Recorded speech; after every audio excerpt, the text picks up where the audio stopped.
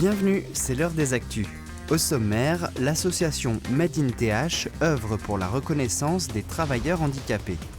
Maurice Rich et Patrice Laffont sont les têtes d'affiche de Coup de foudre joué à la Castine. Et tout de suite, on analyse l'eau celtique en profondeur.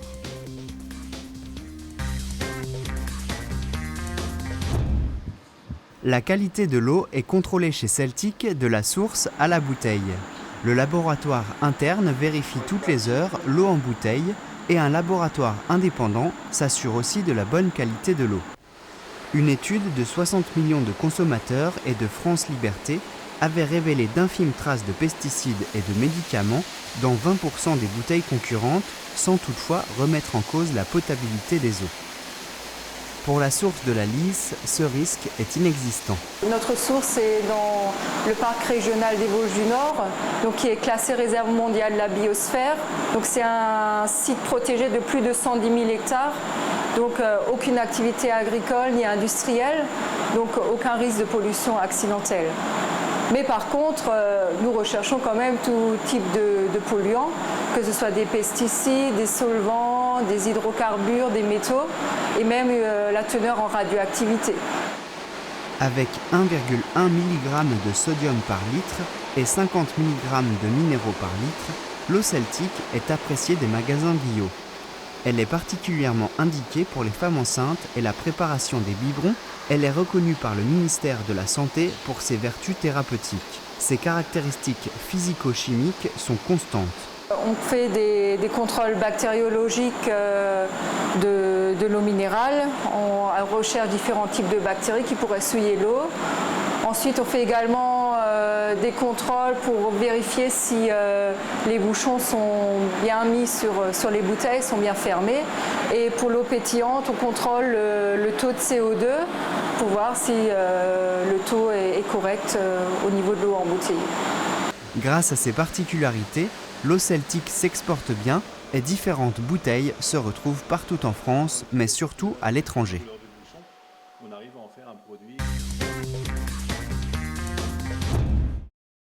6% de travailleurs handicapés, c'est le quota que devrait avoir chaque entreprise de plus de 20 salariés. Afin d'alléger les missions des services ressources humaines et de prendre en compte les handicaps de certains salariés, 12 entreprises du Bas-Rhin, dont Alstom et Voslocogifère, ont fait appel à Made in TH. Cette association propose depuis janvier 2013 la mise en place de permanences dans les entreprises. Ces permanences ont lieu une fois par mois et ont un déroulement similaire. C'est des permanences de 3 heures, donc c'est les entreprises, ils nous accueillent, donc comme vous pouvez le constater, on a un local. Donc nous on est là, donc c'est le salarié qui vient à nous. Après nous fermons la porte. Bien sûr l'entretien se passe en toute neutralité et en confidentialité. Alors ce qui est très bien, c'est le fait qu'on soit une personne extérieure. Nous on n'est pas du tout dans la vie de la société, je veux dire. Le contact est plus facile. Le travailleur handicapé va pouvoir effectivement plus nous raconter les choses. Ce n'est pas évident de raconter à son RH ou même à un collègue le problème qu'on a. Il y a toujours quelqu'un, il y a toujours du monde qui vient à notre rencontre. Et ça dans le but d'être aussi rassuré et avoir des réponses. Et il y a toujours eu du monde. On n'a jamais fait de permanence à zéro. Afin d'être plus aptes à répondre aux interrogations des salariés, les ambassadeurs sont tous reconnus travailleurs handicapés. Ils sont d'ailleurs reconnaissables grâce à leur insigne, symbolisant le maillon manquant. Ce symbole fort leur permet de confirmer leur place d'intermédiaire entre l'entreprise et les travailleurs handicapés, mais aussi de rappeler que 85% des handicaps sont invisibles. L'objectif est double en fait. L'objectif est d'abord pour le salarié, l'écouter, le rassurer, l'aider dans des démarches de dossier, le diriger vers des partenaires sociaux, institutionnels ou internes. Et puis, il est également pour l'entreprise.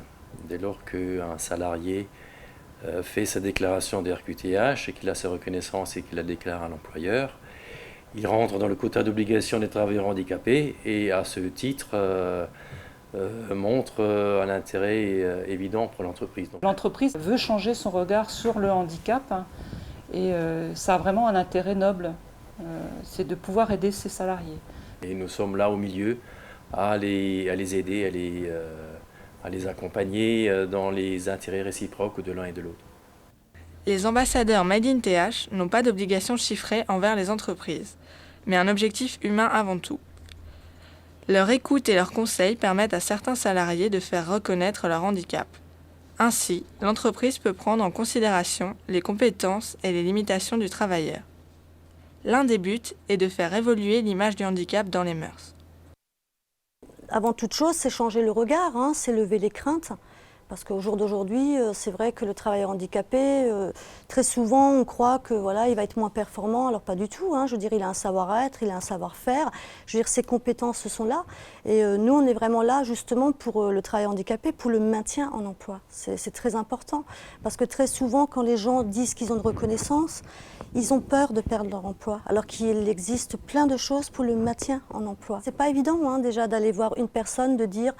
Voilà, moi j'ai une problématique santé, je vais avoir besoin d'un aménagement de poste ou un aménagement d'horaire. La démarche est très difficile. Ce concept innovant est pour le moment unique en France, mais il tend à se répandre. Pour plus d'informations, consultez le site www.made-in-th.com.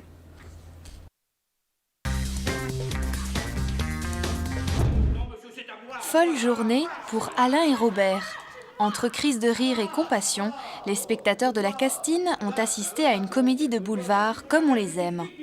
Coup de foudre, écrit et mis en scène par Francis Joffo, a été accueilli sur les planches reichshoffennoises, avec entre autres Maurice Rich et Patrice Laffont en tête d'affiche.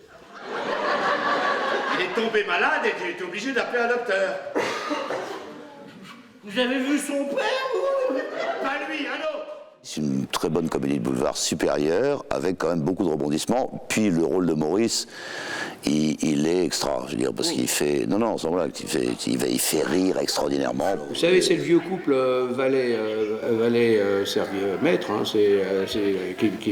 que Joffo a repris, ça fonctionne. C'est un jeune premier séduisant qui a une espèce de tas de... Voilà, c'est moi. Il en prend plein la gueule au propre comme au figuré.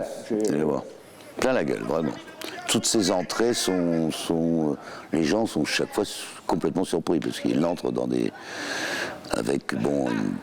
tout a changé chez lui. Le costume, la tête, tout. À la fin, c'est plus moi.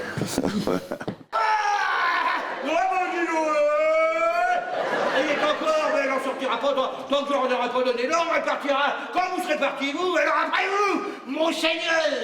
Ça suffit, Robert. Moi qui prends tout dans la gueule et ça me regarde pas. Excusez-moi, Robert, mais vous n'êtes pas tout à fait dans votre état normal. Laissez-moi faire. Je vous remercie. Les deux comédiens se connaissent bien, ils ont déjà eu l'occasion de jouer ensemble il y a quelques années et n'ont pas hésité longtemps avant d'accepter les rôles qui leur ont été proposés. Et à la question « Pourquoi avoir accepté de jouer dans cette pièce ?», ils répondent franchement « L'énorme cachet qu'on m'a proposé pour le faire !» C'est honnête au moins, c'est honnête. Et toi, qu'est-ce qui t'a... J'ai fait une lecture il y a plus d'1 an et demi, avec une distribution différente d'ailleurs, que c'était bien passé. Et puis, quand Francis a la possibilité de le monter dans un contexte différent, avec Maurice, il m'a demandé si ça m'intéressait, je dis oui, voilà. D'abord, c'est une pièce très sympathique à jouer, même si mon rôle est assez compliqué, parce que c'est quelqu'un qui est très très très présent. Je suis pratiquement en scène tout le temps, ce qui veut dire que je n'ai jamais de sortie, jamais d'applaudissements. Ça, c'est un peu dur.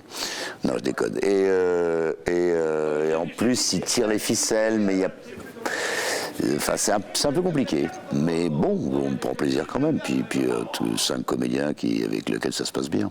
Alors, il y a Caroline Burge, il y a Virginie Stévenot, il y a Boris Soulage, il y a Patrice Laffont et Maurice Rich. Et mes accessoires, j'ai des accessoires. Entre comiques de situation et les nombreux rebondissements qui se succèdent dans Coup de foudre, les spectateurs ne savent plus où donner de la tête et se demandent même jusqu'où ira le personnage de Maurice Rich. Le vaudeville bat son plein. Mais attention, lorsque Maurice parle de la comédie de boulevard, il prend toujours des pincettes. Le boulevard, vous savez, il y a boulevard et boulevard supérieur. C'est Michael Lonsdale qui dit ça. Et c'est très juste, parce qu'il y a du boulevard qui est du boulevard comme ça, il y a du boulevard qui est écrit. Or, Francis Joffo, c'est un véritable auteur. Donc, boulevard, je fais attention parce qu'il y a toujours des guillemets qui sont pas très, très sympas. La pièce est un triomphe, le spectateur est conquis. N'ayant pas pu arracher le moindre mot de Maurice Rich concernant ses projets futurs, nous pouvons tout de même vous dire que quelque chose se trame. De son côté, Patrice Laffont est toujours en tournée avec son one-man show « Je hais les jeunes ».